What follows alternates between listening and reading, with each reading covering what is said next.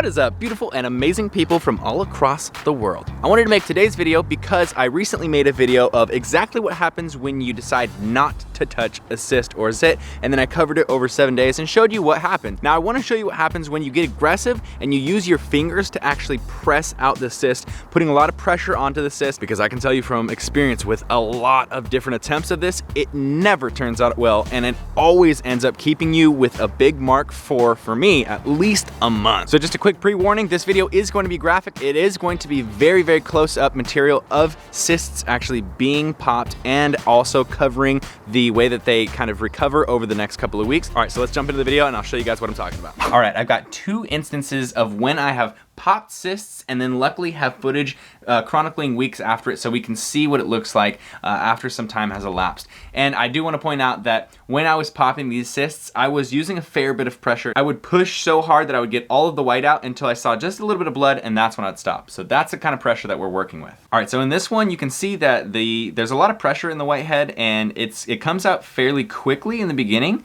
although it's not one of those cysts that you can explode and release a lot of fluid from. It has a lot of pressure under it. So I continued pushing on this one until I could get all of the white goo out. Then this video that comes right after it is 3 days afterwards. So you can see exactly what my face was looking like just 3 days after I made that little tiny pop. And it has this very hard scab on it that ended up leaving a relatively large hole. Okay, so now we're seeing footage from a video that was a week later. So that's 10 days after the initial pop. And even right now, before I zoom into my face, you can see that there's a very large red area on that cheek. What had happened is after I had pressed that cyst out, because I had pushed on it enough, it created pressure in that cyst and actually inflamed it more and created more cystic fluid, as well as discoloring it red. Now you'll see as I go close up here, you can see that it does have a lot of pressure. It is definitely off of the cheek a little bit. And this is generally what would happen when I'd go to town on one of these cysts, is that I would think that I'm getting rid of the cystic fluid and thus ending the cyst, and then from there on it'd be red and then it would fix itself because I'd gotten rid of all the stuff. But what happens when you attack a cyst, especially from the top,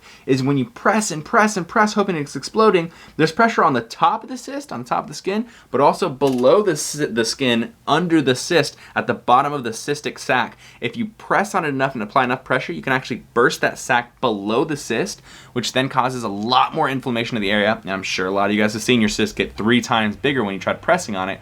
That then accumulates more waste and makes it so that cyst gets a lot larger and is able to be popped again, which again you shouldn't do. Moving forward another week, now this is 23 days since I popped the cyst, and after all of that time it is still red and scarred. You can see a lot of other acne on my face. It's very, very active time of acne, but you can see I actually have my scab right there. It's still pushed off a little bit off the skin, so it's still a little bit inflamed, and it's still repairing. 23 days later, I'm still dealing with the damage of when I first popped it. All right, now we're gonna move on to Exhibit B, and Exhibit B is when you do even a more severe pop, when you press it really, really hard. You know that point when you have a cyst and you're looking at it in the mirror and you get so frustrated that you say, I'm gonna push on this no matter how hard I have to push until I get that pop, because you know you're so close to getting that pop to happen, so you just press really hard.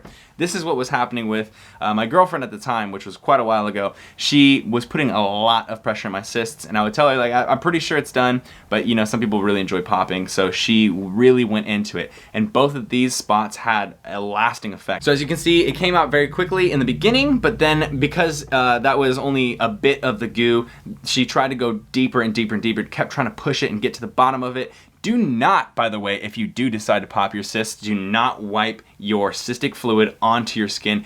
Also, never touch your face with your pure hands and skin. Make sure you're wearing gloves, or, I mean, at very least disinfect your fingers really thoroughly. So the same type of situation. This video is from 3 days afterwards, and you can see on my forehead that spot has gotten very, very large. It is inflamed to an extraordinary level. Like, my cysts were very large, but this one even was pretty dang large for me, and this was just because I had put so much pressure into it. And you can see my forehead and my cheek here. My forehead is not super affected, or at least it doesn't look super red, but it is a little bit inflamed. My cheek there, you can see, has gotten really deep purple red and is very, very inflamed. So let's jump forward and see what happens in another week. Now, I really wanted to show you guys this week because this is, again, one more week ahead. And you can see that there are 2 cysts where I had popped that original cyst. And the reason why, and I can't guarantee you this, but one of the reasons why is that when you pop that cyst and you have that fluid able to access different areas of the face,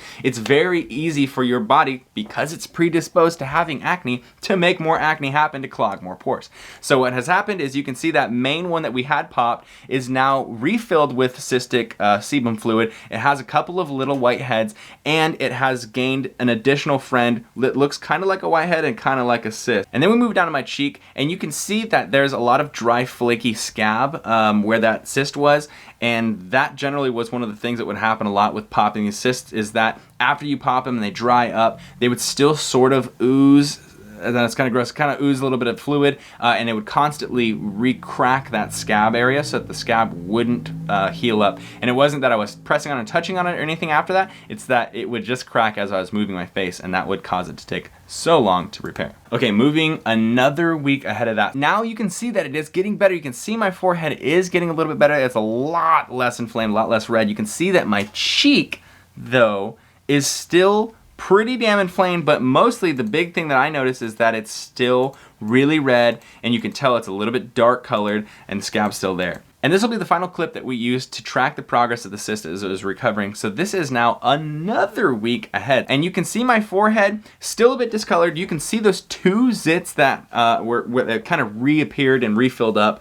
But even more so, again, look at my cheek. You can see there are multiple sources where there have been heads. The scab is still there. Because of the pressure that was used, the skin is actually damaged and is holding redness and inflammation pretty badly. You can see the inflammation has gone down a lot since that first couple of weeks, but it's still definitely raised, and the scar and the deep coloration of it is very evident. I was causing my own problems because I would have active cysts, but then I would also have old cysts that I had tried to pop at the same time on my face, which basically made it look like I had 2 times as much acne, because I'd have all these red areas on my face and these deep, deep, deep colored areas that I was trying to explode and pop. Heed my warning. Try not touching your face. See if one of your cysts recovers a lot faster. So that, my friends, is it for this video. I hope you guys enjoyed this. And again, this is my skin type, not your skin type. Everyone has a different way that their body reacts and stuff. So I might have a cyst hang out for a month after I pop it. You might have it go away after a couple of weeks, depending on how sensitive or not sensitive your skin is. This also isn't professional advice. So if your dermatologist is telling you something,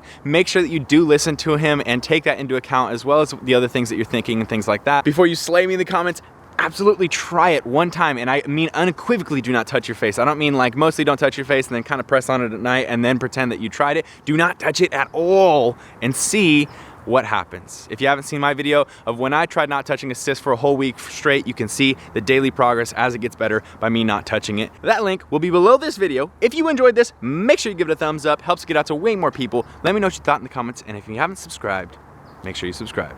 Team Beyond the Week, CT. Lift heavy or die Myron, motherfucker.